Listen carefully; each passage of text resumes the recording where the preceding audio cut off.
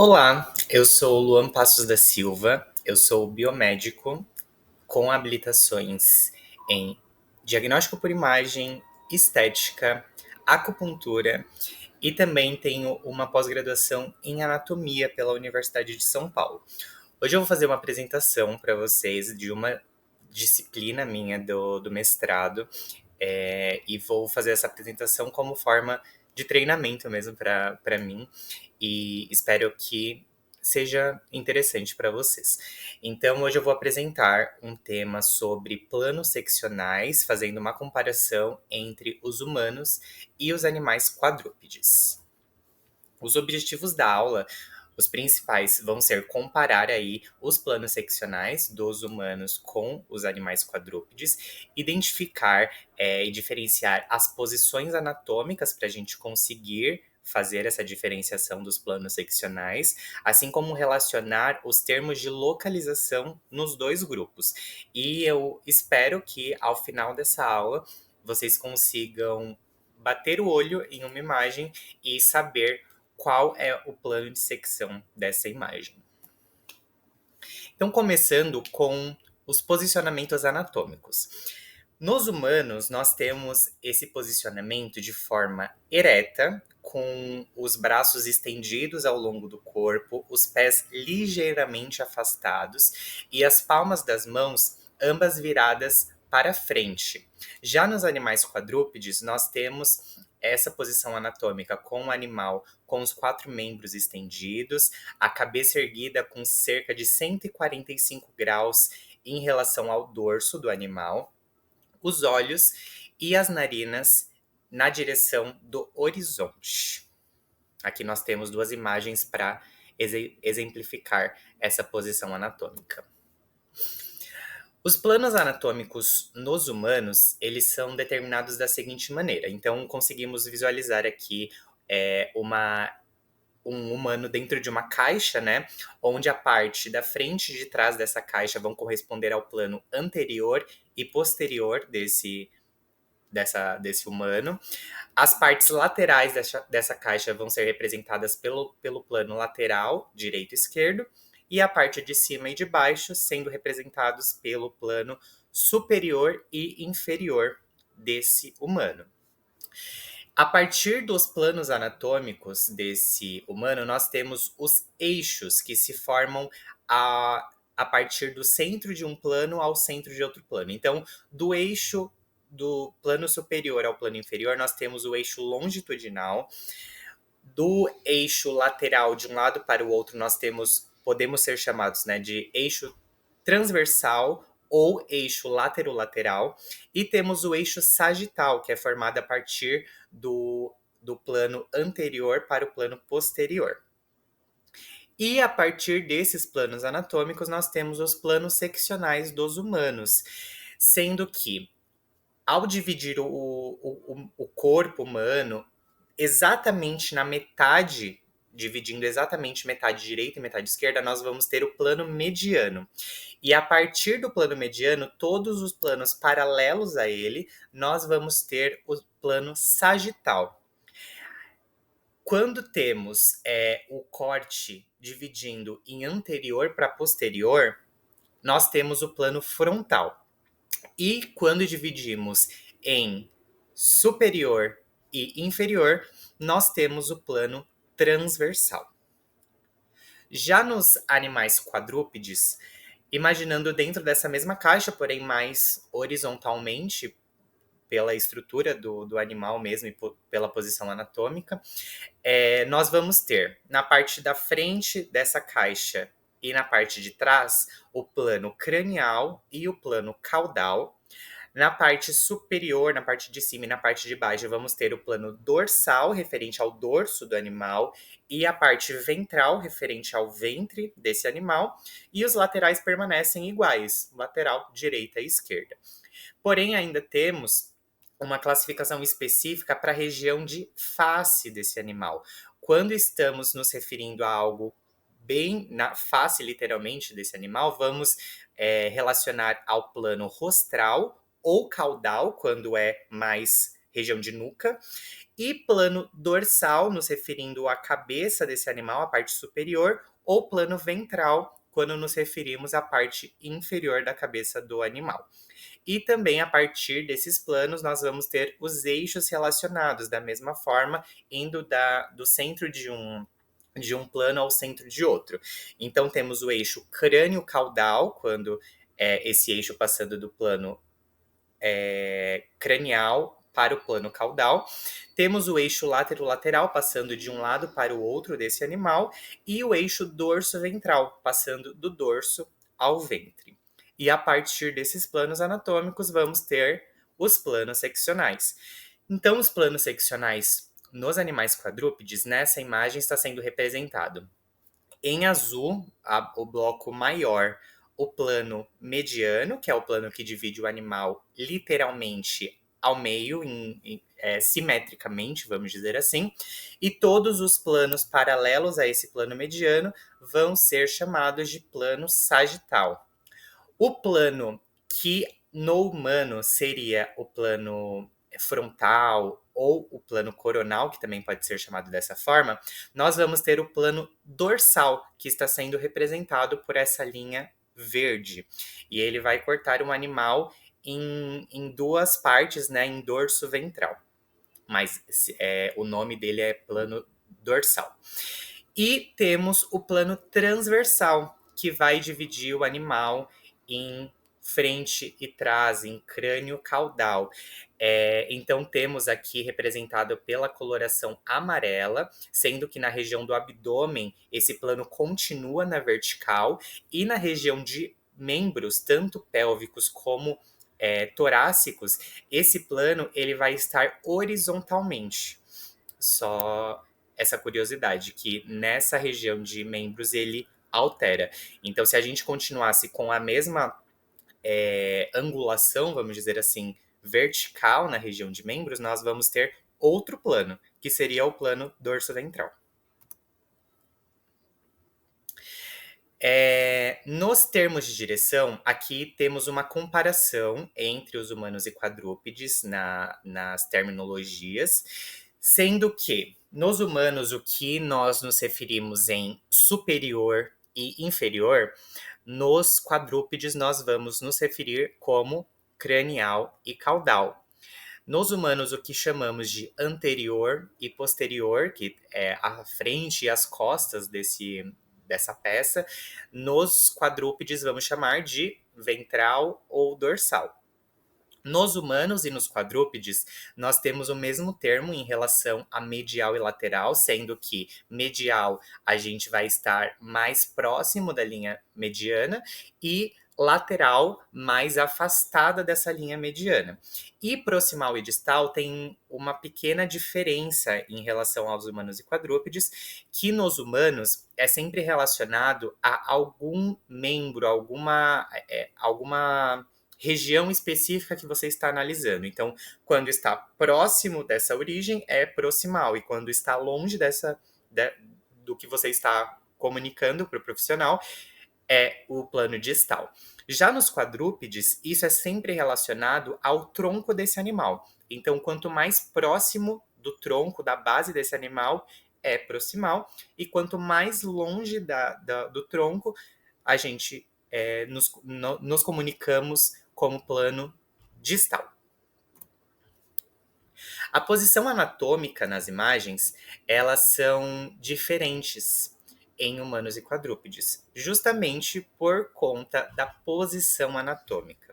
Em ambas as imagens que temos aqui de amostra, são duas tomografias de abdômen superior, então mostrando ali uma parte renal, tem no animal ali uma parte do estômago dele. A gente tem essa pequena diferença na posição, a gente consegue ver que a vértebra do animal está na parte superior da imagem, já no humano a vértebra está na parte inferior, justamente por conta dessa posição anatômica, e conseguimos notar que para conseguirmos essa mesma imagem no animal quadrúpede e conseguirmos essa imagem transversal no humano, nós vamos ter, a partir do plano sagital, que é o plano cortado aos paralelos do plano mediano, no animal quadrúpede, esse plano vai ser cortado no sentido vertical, para a gente conseguir ter essa imagem transversal. Já no ser humano, essa mesma imagem para conseguirmos, o plano é cortado na horizontal.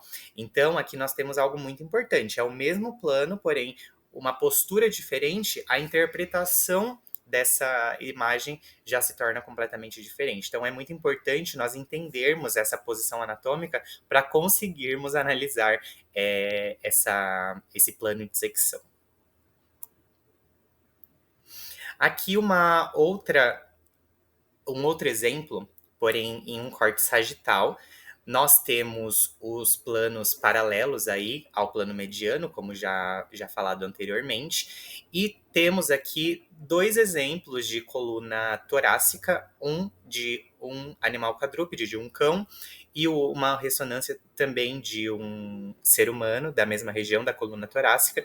Nós conseguimos ver que, novamente, por conta da posição anatômica, a vértebra, as colunas, os discos vertebrais, eles estão completamente diferentes em posição um ao outro. Então, nos animais quadrúpedes, ele está representado na horizontal, já no ser humano, ele está sendo representado na vertical. Isso é muito importante para a gente conseguir, principalmente no cão, para diagnosticar uma hérnia discal, isso precisa ser levado em conta, essa diferença. E aí temos o exemplo, nos dois aqui temos uma hérnia de disco, sendo que no humano está sendo representado uma vértebra fraturada, já pegando ali a medula espinhal, comprimindo essa medula espinhal.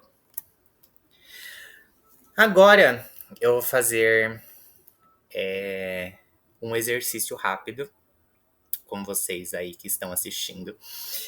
E eu quero que vocês me falem qual imagem, qual corte seccional está sendo representado pela imagem superolateral, ou seja, é que eu acho que vocês não conseguem ver o meu mouse, né? Mas essa imagem que aparece 3 ossinhos, uma parte mais escurinha, que imagem está sendo representada por esse corte? Qual plano de secção? É uma ressonância de antepé e tornozelo. Lembrem-se bem do posicionamento anatômico para a gente conseguir dar essa informação com mais clareza. Se você lembrar do posicionamento anatômico, como está sendo feito esse corte, você consegue fazer essa resposta tranquilamente. Para quem respondeu plano frontal ou coronal, está correto. Então, nós temos a posição anatômica, vamos supor que aqui é o pé do ser humano. A partir do momento que a gente tem os cortes, vamos colocar de ladinho assim, ó. A partir do momento que nós temos os cortes vindo nessa direção, ele vai cortar em antero-posterior. Então, nós temos o plano frontal coronal. Essa imagem, ela é muito confundida com o corte transversal. Mas o corte transversal, ele estaria cortando em superior e inferior, ele seria essa primeira imagem, essa que está mais comprida na esquerda do PowerPoint. Então, é muito importante aí, como eu falei já 30 vezes, a gente entender da posição anatômica, é o principal para a gente conseguir fazer essa diferenciação dos planos seccionais. E agora, uma ressonância magnética de mão. Qual plano está sendo representado por essa imagem inferior? Também das bolinhas dos dedos. Lembrem-se novamente da posição anatômica. Isso é o principal para a gente conseguir fazer a diferenciação desses planos anatômicos, desse plano de secção. Vamos lá. Para quem respondeu transversal, está correto, parabéns. Então, lembrando novamente da posição anatômica, a mão vai ficar difícil para mim, né? Mas a mão vai estar nessa posição, só que virada para frente, a palma da mão virada para frente. O plano, ele vai vir cortando dessa forma, de cima a baixo, de anterior para posterior, ou de. Não, desculpa. De superior para inferior, ou de inferior para superior. E vai estar cortando esse corte aqui, ele está cortando bem no comecinho aqui do primeiro dedo e mostrando todos os outros dedos. Então, o primeiro dedo, que chamamos popularmente de dedão, está sendo representado mais por essa primeira bolinha da esquerda, e vamos seguindo aí, segundo, terceiro dedo, o dedo do meio, o quarto dedo e o quinto quiderodáctilo. E agora, vamos fazer um exemplo de um corte seccional em um cão. Essa é uma ressonância magnética também de um crânio de um cão. E eu quero que vocês me digam, a partir aí, lembrando da posição anatômica do cão, que é diferente do ser humano, qual secção é essa imagem? Sagital, transversal ou dorsal?